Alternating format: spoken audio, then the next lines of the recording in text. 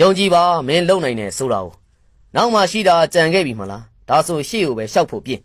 အတိတ်မှာငိုခဲ့ဘူးပြီမလားဒါဆိုရင်းချက်ဖို့ပဲကြိုးစားတော့ဒီနေ့ကမလဲကူဘူးမနှက်ဖန်မှာပိုခတ်ခဲနိုင်တယ်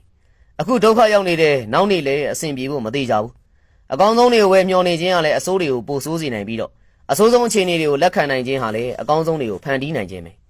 နှိမ့်ချတယ်ဆိုပြီးတော့လည်းထင်သေးစရာမလိုဘူးအဲ့ဒါယဉ်ကျေးတယ်လို့ခေါ်တယ်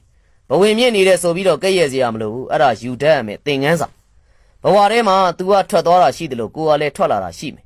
ကိုမပါပဲ तू ဆက်ရှောက်ရမှာဖြစ်တယ်လို့ तू မပါလို့ဆိုပြီးတော့ကိုရက်နေလို့မှမရတာ